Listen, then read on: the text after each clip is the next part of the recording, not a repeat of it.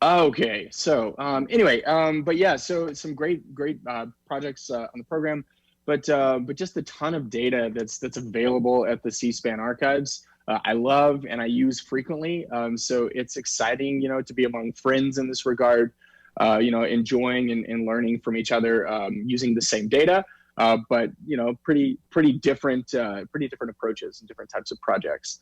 And so with that, let me say this project is kind of a work in progress. And so, of course, I welcome feedback and comments of any kind, either offline or in the Q&A.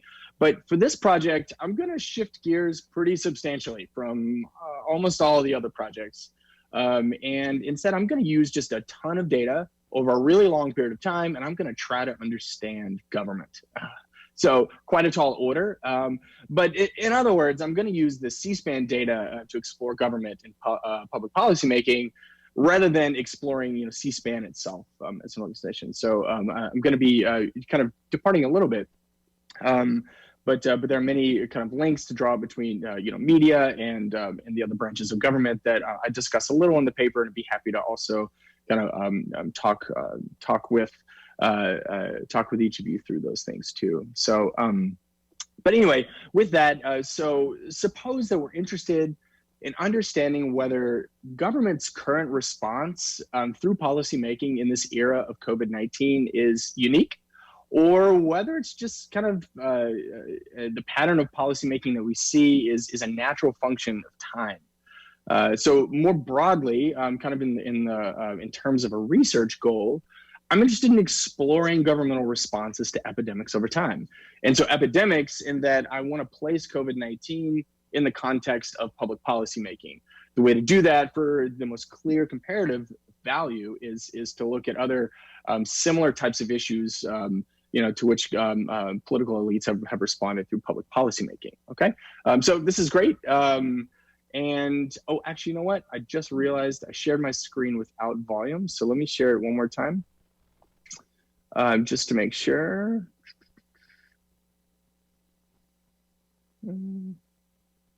Actually, let's see here. My apologies. Here, one second. Okay, there we go. Sorry about that. Okay, so this is great. Let's explore this question. But where might we look for this type of evidence? Perhaps to press releases, like a good colleague and friend of mine, Justin Grimmer, did in his dissertation. He looked at just millions of press releases to try to understand policy priorities, across a bunch of issues. Or perhaps you'd look to Twitter accounts and how political elites are leveraging social media to kind of get and convey certain policy signals and responses. Or perhaps we could actually look instead to floor speeches in debate. And so let's start there. And so let's see how some elites were debating the $484 billion coronavirus bill to explore whether this is a good place to look for some kind of broad, helpful trends in policymaking. And so here for our first clip is, Representative McCarthy, Republican from California. Rise to that occasion. This is a commitment we make to every American. We will fight this virus together until we defeat it together. We did not ask for this virus. We did not invite it. It came from a distant land. But together, we will defeat it, not only for our country, but for the world. To do that, Congress must act. And we will continue to act even if some in this body want to play politics. Even if we get something held up, we will stay at the table till we bring people together. We want to put people before politics. Our entire effort will be bipartisan. After all, public health and a strong economy are not a Democrat or Republican issue. Unfortunately, Madam Speaker, we watched the other side within our own Speaker of the House interject politics where it did not belong. Into an oversight body. Okay, so here is another one from Representative Jayapal, Democrat from Washington. This week were well noted. For how much time? 30 seconds. The gentlewoman from Washington is recognized for 30 seconds. Madam Speaker, in days, we will lose more American lives than we lost during the Vietnam War. 26 million Americans unemployed from COVID, body bags piling up, and insufficient testing and PPE. Democrats took a bad Republican proposal and we made it better, but this is far from enough. CARES 4 has to meet the scale of this crisis with a bold paycheck guarantee that stops mass unemployment and essential work. Okay, so there's much more to that clip and to this whole debate, as you might expect, from kind of the tone that's ramping up here. But I wanted to stop there because, despite everybody's assertions that, they're not interested in playing politics in some form or another, they proceed to throw members of the other party under the bus. And perhaps more strikingly, we can't really learn anything about the substance of the policy by focusing on these types of, impassioned public appeals, which tend to, quite frankly, result in tearing the other party down in some respect as you're kind of making your own case. And so the question then is, did that help? Well, no, not really. There was a little bit too much passion, perhaps. But interestingly, one thing that it did help with, and one thing that it did show, which informs my approach in this project, is there is wide variance in how members of different parties choose to focus on the same issue. So, for example, Representative McCarthy noted that it's from a distant land, implying China, as many Republicans did and do, in less of a descriptive sense and often in more of a combative sense. And then on the other side of the aisle, Representative Jayapal noting that Republicans bumbled this bill and Democrats came to the rescue and they saved it by focusing on public health and workers. And these things are in line with what we generally know to be issues prioritized by, the Democrats over the years. And further, what these clips kind of anecdotally help us, understand as we set the stage here is that debate on these types of things, especially in these public appeals, tend to be characterized by bitter political division. Both sides don't miss an opportunity to note the limitations of the other side. Now, to hit this point with another case, here's a screenshot from Senator Barrasso, Republican from Wyoming. So just going to the other chamber to see if this is something that we can see elsewhere. And I just wanted to kind of really briefly sort of click through his presentation here. And this is something that Doug mentioned as a potential limitation of, showing the Senate proceedings on television, these sorts of props. Well, here's an example of perhaps a negative version of that. And so we can see that straight away, he's giving a very clear signal as to how he thinks about the Democratic House members' approach to legislating on this issue. But he's also highlighting and sending some strong signals about what he thinks are important. So, China, getting back to work, small businesses, jobs, and so on and so on. Okay, so really the point here is that we can't really learn much from this type of impassioned public appeal if we're interested in understanding nuance of policy, okay? And so I want to focus instead then on the policies themselves, rather than, kind of clips and transcripts from public debate. And I want to hunt for two things. So the first is, is there a historical or evolutionary type trend in policymaking in the context of an epidemic? And then second, do we see partisan differences on a similar topic? And so with this brief motivation, then we get a multi-part question. And so this first question is governmental policy making on such a widespread, apolitical issue characterized also by political division? And if so, for how long?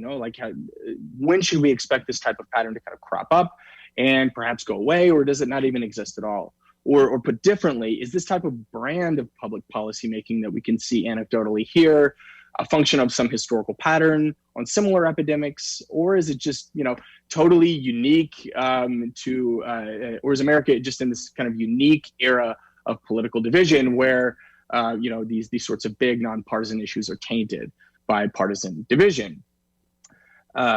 So with that, then here are my goals in this project. And so we're going to cover a lot of ground, and it's going to feel perhaps at times like kind of drinking from the fire hose. So I'll do my best to kind of hit the high points, and I'd be happy to go into greater depth for anyone who's interested, offline or after the fact in the Q&A. But the goals here are first and foremost to just to look for patterns that might naturally exist and kind of crop up over time, to allow these patterns to emerge on their own. And so in so doing, I'm taking perhaps a little bit of a different approach in my design than kind of classic social science methodology.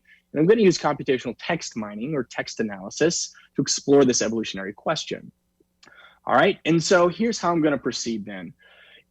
In exploring this question, I've got really two dimensions of variation of interest for my present purposes. And so these are time and partisanship. Now, for the time dimension, I'm addressing the evolutionary question, which is going to allow for deeper, kind of a contextualized understanding of policymaking in response to COVID-19. And there has been a ton of policymaking in response to COVID-19, as you might expect. And then the second dimension is on the partisanship or the partisan angle. And it's closely linked with the first. And I'm interested in exploring not only whether these types of bills introduced by on epidemics have changed over time, but especially in the context of the modern hyperpolarized era. So in other words, can we pick up on partisan differences in bill branding on the same apolitical issue or not? You know, perhaps we might not. And so that's kind of the value of this type of an exploratory study, okay? So the exploration then begins, excuse me, with the time dimension. And then we're gonna follow it up with the partisan dimension. And it's organized, I'm organizing the study at least in these two different time periods. So pre-COVID, 1973 to 2018, and then COVID-19, 2019 to 2020, of course. And then I'm constraining the bills that I scrape just to be related to epidemics and or pandemics and COVID-19 specifically. So there are 5 sections to the analysis. And like I said, we're just gonna kind of hit the high points and go into greater depth as it may be desired. And so first is just kind of looking at descriptive differences to sort of set the stage between these two periods. And then the second is where we kind of dive in answering the what question and the how question using topic models for the what question and then sentiment analysis for the second question. And then third, I'm going to continue along with sentiment analysis over time, but I'm going to bring in the partisan dimension to allow us to understand this how, but from a partisan angle. And then sections 4 and 5, we're just going to focus on the COVID-19 period. And section 4, or the fourth part of the analysis, is going to artificially constrain the space to look at 2 topics. So I'm going to use topic models to address this what question, but just for COVID-19 to see if we can get any more traction on the partisan question or not. And then finally, I'm going to use bigram network representations just in the COVID-19 period only. And this is going to give greater context into intra-party homogeneity and heterogeneity. So how do members of a single party approach policymaking in a single issue? So in other words, can we see evidence of bill branding when we look just to individual parties, okay? All right, so to appropriately address this question, like I said in the motivation, I'm not gonna look to floor debates, but instead I'm just gonna look to the policies themselves to allow them to kind of speak for themselves. And so I leverage an original data set of just a ton of bill metadata, which are mined for cross-temporal comparison. And so again, to allow these policies to speak for themselves, but this is going to give way to this notion of bill branding that I've mentioned a few times. And specifically, this is going to help us to understand whether congressional policymaking on epidemics is evolutionary or not, and then what are the contours of this landscape, regardless of what we find. And so from the bill data that I've grabbed, I'm going to focus here on the descriptive bill titles. So these, the reason I choose this is because in some cases, these titles can be dozens of words in length, but really they act as sort of compact summaries of the bill. And they're carefully developed, often in concert with party leadership and members of the caucus, and sometimes with outside interests and so on. But they offer then a signal as to the author's intention and the goals behind writing the bill in the first place. So here are a couple of examples of what I mean by a long title. So due to time limitations, I'm not going to read it all for you, but let me just highlight a couple of the points here that I want to make. So this is a title. This is not the bill itself, not steeped in legalese, as it were. This is just kind of a clear signal of how Blackburn, a Republican senator from Tennessee, wants to characterize her approach to this issue. And so we can see very clear signals throughout here. And then here's another from the other side of the aisle, my home state senator, Dick Durbin. And so same thing. Here are a couple of very clear signals that he's sending with his bill title here. So basically, I'm going to create this corpus, okay? So I'm gonna create a corpus of all of these long bill titles along with the associated metadata. And then I'm gonna pre-process and stage the text in line with kind of traditional text mining techniques, again, which I'd be happy to talk with you offline. But ultimately what we get from this procedure is just the so-called bag of words, where I don't care as much about the ordering of the terms or the order in which they were said. I just care whether or not they exist in the full search space. And if they do, we can then use this to kind of get traction on our main question, okay? With that, the methods that I'm employing, even though I've got 5 sections to the analysis, I'm applying 3 main methods. And so the first is for topic models, then sentiment analysis, and then bigram networks. And so because I'm unsure of who's in the audience and your background on these sorts of techniques, I'm just going to give a really brief overview of exactly what these techniques are doing. So the topic models are going to help us with this question of what, what is included in the content of the bill through these bill summaries, but across the full space here, okay? And so topic models of this sort are considered unsupervised. So there's no ground truth per se, and there's no expected outcome that's constraining the modeling procedure or a run of the algorithm or anything like that. But rather, a core assumption of topic models like this is that there is some kind of a topic structure that is latent, and it precedes production of the documents themselves. And so the idea is there is some kind of set or subset of topics that bills will naturally take on. But the only thing we actually get to see is the written bill itself. And so the goal then of topic models is to try to recover that latent structure. In so doing, you can understand exactly what the bill is on and those sorts of things. Second then is sentiment analysis. This is just measuring the overall tone of the corpus based on the frequency and the use of terms that appear in the corpus and also appear in the sentiment dictionary, which is just kind of sometimes called a training lexicon or whatever you want to call it. But the idea is it gives a sense of any kind of measure of tone. For my case, I'm going to use positive or negative tone.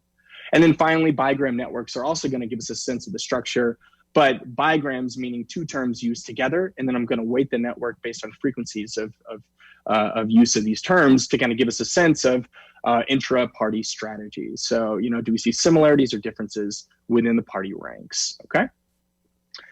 So for the first stage, I'm going to kind of go quickly past this so I can focus on the more interesting stuff, I think. But recall, the first stage is just trying to set the stage here. And so this is just a word cloud. Bigger words mean a greater frequency of appearance in the corpus.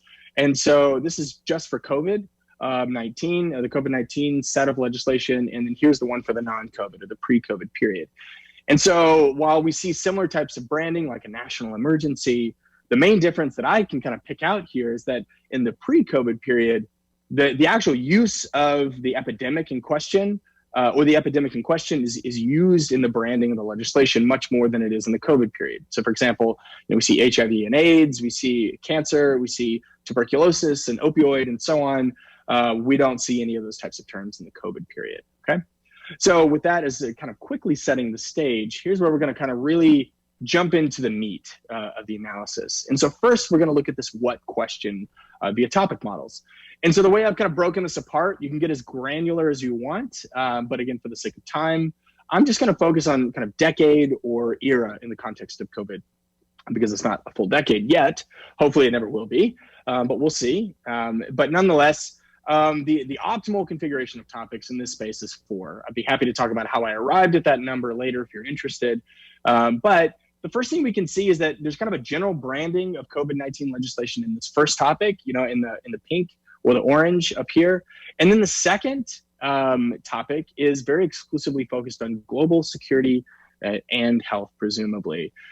And then we can see kind of a refinement on that international aspect here, where we get inclusion of terms like China and international and spread and People's Republic and so on.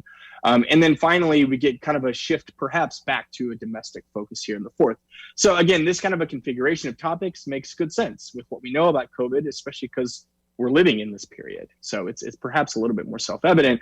But when you scroll through each of these decades, and I'm going to go fast now, first, we see different configurations of topics. So 5 topics in the most previous decade, just 2 topics in the first decade of the 2000s, 5 more topics in the 90s, 4 topics in the 80s, and 6 topics in the 70s.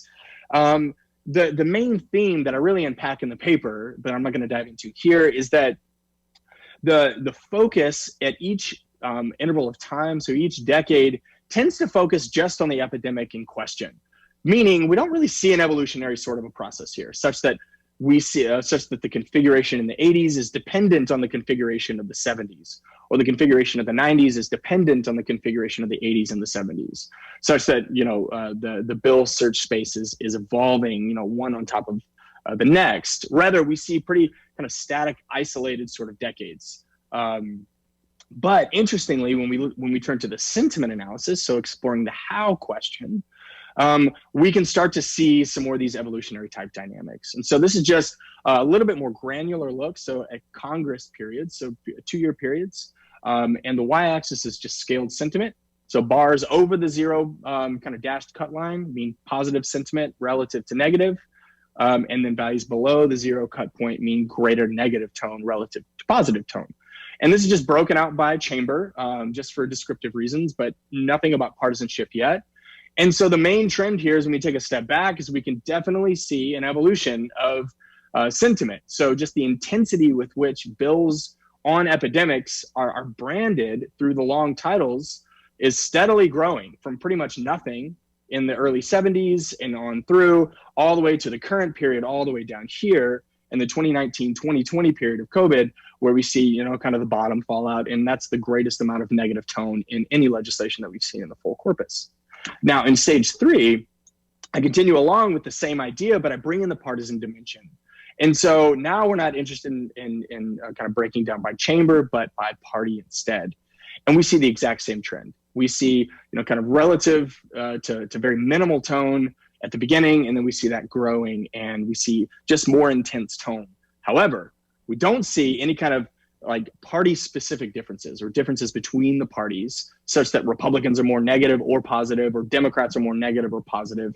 Rather, we just see both parties kind of all over the map, but equally getting more intense over time. So this is kind of a first clue as to possible evolutionary dynamics, but maybe not the way we would have expected. Now, when we come to this 4th section, and I'm going to kind of go a little bit more quickly because I think I'm a little over time, so my apologies. I'm constraining the space to just look for 2 topics because I want to see if we can predict the probability or predict the likelihood of a member of a given party of sponsoring a bill in one of these 2 topics that I'm kind of predefining. And so, sure enough, these are gamma values is what they're called in text analysis, but it's just a probability, a predicted probability of a Democrat or an independent or a Republican sponsoring a bill in topic 1 relative to topic 2. And so the main trend here is that Democrats and independents are more likely to sponsor bills related to topic 1 compared to Republicans, who are more likely to sponsor bills in topic 2. Now, what are these topics, you might ask? Well, good asking. I'm glad you did. Here are those 2 topics. And so I just called them Democratic and Republican for descriptive reasons. But we can definitely see the parties focusing on very different things in the context of COVID legislation, such that Democrats tend to focus on workers and relief and care and pandemic and so on, whereas we don't see any of those terms show up in the Republican topic. We see different ones. And so we see words like China or medical or combat or expansion or international and so on and so on. So very much partisan differences, though it's not inherently, I'm a Republican and I think this way, or I'm a Democrat and I think this way. These are just natural trends that exist in the construction of these bill titles. And then when we take a deep dive into each of the parties, this is just Democratic bills. And so this is just an unweighted, undirected network on the left. And this is an undirected but weighted network on the right, where the shading means just greater frequency of these terms used together, okay? And so the main takeaway here is that we can really kind of see 3 sort of pockets in the Democratic approach to legislating on coronavirus, and a ton of stuff here around the periphery. So, things like, credit, workers, business, furnished, armed forces, and so on. These are sort of peripheral issues. Whereas here we see, essential workers and paid sick leave and so on. Now, interestingly, the Republican side of things looks a lot different. And so there are 2 actually main kind of patterns here that I'd like to draw out. And first is just the fewer terms overall used. And then over here on the right network, we see just a relative equal weighting across all bigrams used. And what this means is Republicans are using fewer terms to talk about COVID-19, and they're using them all relatively equally across their entire party membership. And both of these patterns for Democrats being more diffuse and more fragmented and greater in frequency, and Republicans being less fragmented and more kind of homogenous, are exactly in line with what we know about patterns of policymaking across the parties. And this idea was kind of first formed by this great book called Asymmetric Politics by Grossman and Hopkins, where they said and found great support for Democrats trying to appeal to a more fractious base. They've got just a wider base of support, so their policy is much more all over the place. Whereas Republicans tend to prioritize ideological purity and homogeneity and kind of following in the ranks and following leaders, neither of which is normatively better or worse, but we see this borne out in legislation on COVID-19. And so I kind of recap these trends, but because I'm over time, I'm going to leave it there, and I'd be happy to address any questions about this or where I go from here. So thank you very much. I appreciate it. Okay, Philip, that's a whirlwind of a tour of data. My apologies. Very interesting, though. Okay, thanks. Eric, can you make some sense of all his tables and the network analysis at the end was very interesting. Yes, I can, thankfully. Yeah, I want to just say again, incredible job. I had so much fun reading the paper. I don't say that lightly. I think it was like very cool. Yeah, if I see the word computational in the title, I'm like, okay, this is my bag. I'm going to be into this. So yeah, it was a joy to read this.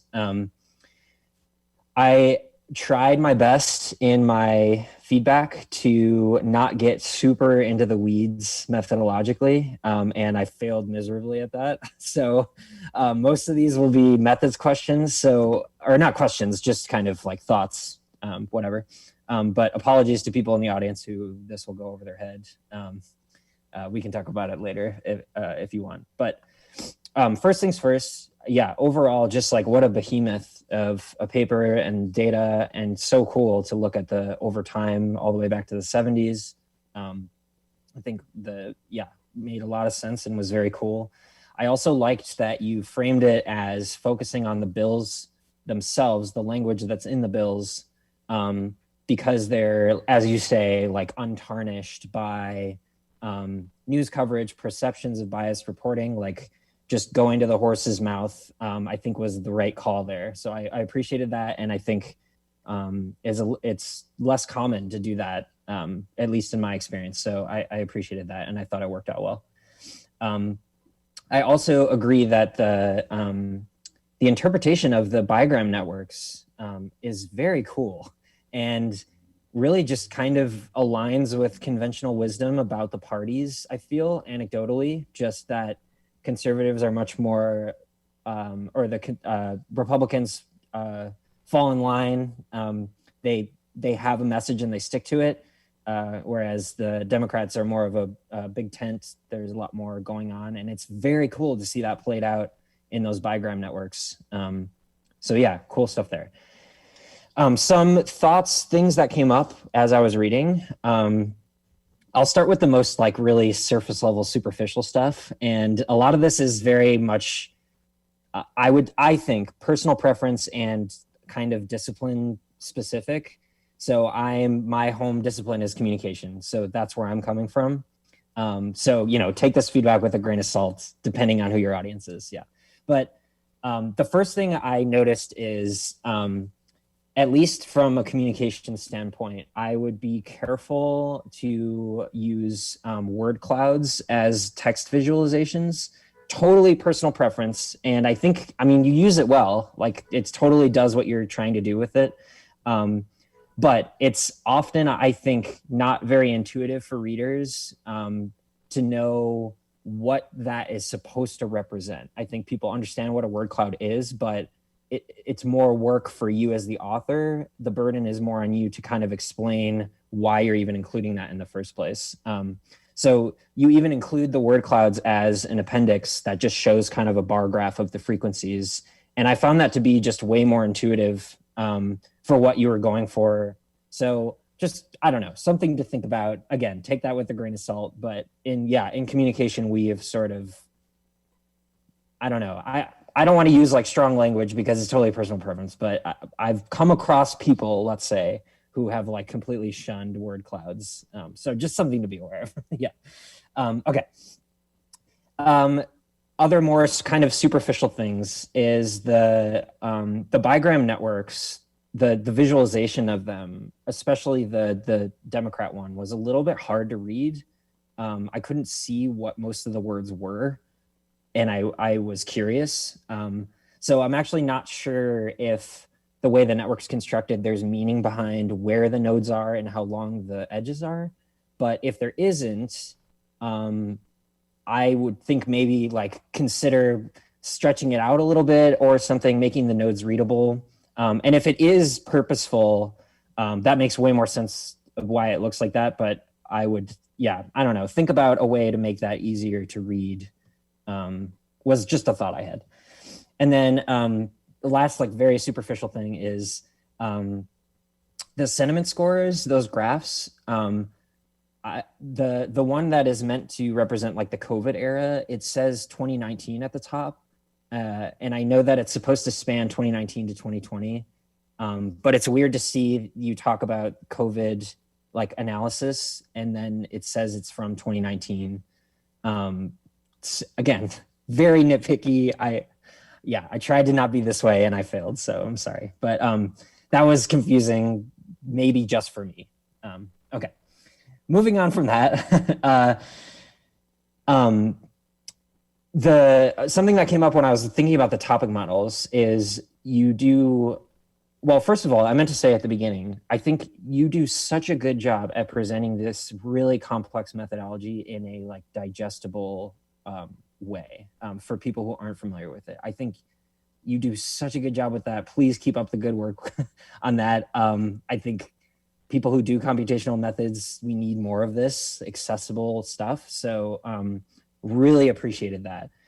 So that being said, you do a good job of explaining that topic modeling, like the metric that you use to decide how many topics you have in each of your models is you use that perplexity, I believe was the word, and it measures how accurately all of the topics when put together represent the corpus as a whole, which is so cool and good that you included that. I also was curious though, because the other half of topic modeling is the mutual exclusivity of the topics. So not only is it them combined as it accurately represent the document, but also are the topics distinct enough that they're actually different topics.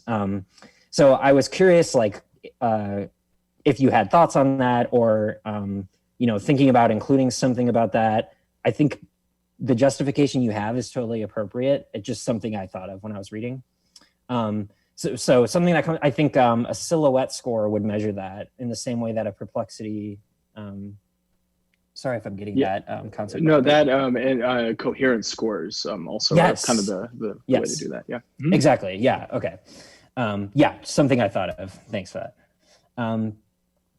Okay. And similar to that with the topic models, often it seems like the K with the lowest perplexity score that you used happened to be like a pretty low number of topics.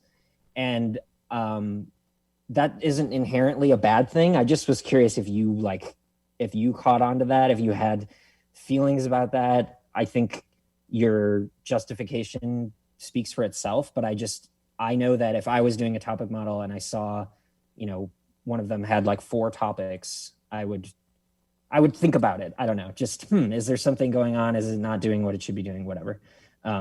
So yeah, something I thought about there. Another just really random thought. I'm dipping my toes into sentiment analysis as of late. I've been using Luke and stuff, but I was curious if the dictionaries that you use for sentiment analysis take into consideration like cultural or generational or time-dependent like uses of language. I imagine, given the amount of text and the size of those dictionaries, that it's probably a negligible effect if there even is one. But since you're looking at such a long time frame, I was curious, if those dictionaries to measure the sentiment, I don't know, if people talked fundamentally differently in the 70s than they do now in their bills. I just was curious about that. So yeah, interested in those dictionaries for the sentiment analysis, maybe something worth mentioning, maybe not. Second to last thing, I was curious if you thought about using like custom dictionaries when you're doing your pre-processing of the text to, as one example, reconcile like common noun phrases. So something I noticed, like particularly in figure 6, one of the topic models, it shows like coronavirus and 19, which I maybe wrongfully assumed the 19 was in reference to COVID-19. It could, I guess, also be the year. But I thought to myself, coronavirus and 19 saying the same thing. And you might get more out of your data if you reconcile those noun phrases. So it's not only showing you that, like, you know, I can't think of an example, like COVID and 19 are like, you know, that bigram is very heavily used, and that's not really telling you much, right? Because you would expect that. So like considering using, another example I saw was peoples and republic. You mentioned that in your, like, those are probably in reference, like you said, to China. So I wonder what it would look like if you then reconciled those, and so it's showing you different connections now. It's kind of expanding that search. Something to think about. And then last thing, before I take up too much of your time, this is like, again, just a suggestion, but I was curious, since the pre-COVID time period was so large, I was wondering if you thought about, maybe in the future, or you thought about this and decided against it, of just only focusing on one previous epidemic as a case study to compare to COVID, rather than the entire time period. So like, I know a lot of your analysis is about the time period aspect of it, so not like completely getting rid of that. But I was like, I found myself like wondering, there's like some cool, interesting things happening in the pre-COVID time period. I wonder like what's driving those results. And that maybe if you were to like cherry pick a few from decades ago to see more granularly what's unique about this current one versus past ones, maybe a future study. But yeah, I just kind of, I was like, I wonder, yeah, just like specific epidemics, how it would compare to currently, given the way those bills would be written, the analysis you did, something I thought about. But yeah, overall, again, sorry to all the nitpicky stuff. I promise, just suggestions, but it was a fantastic paper. Really looking forward to, you know, what you do in the future with this or other things. And yeah, thanks for the opportunity to read your research. Thank you very much. I appreciate it.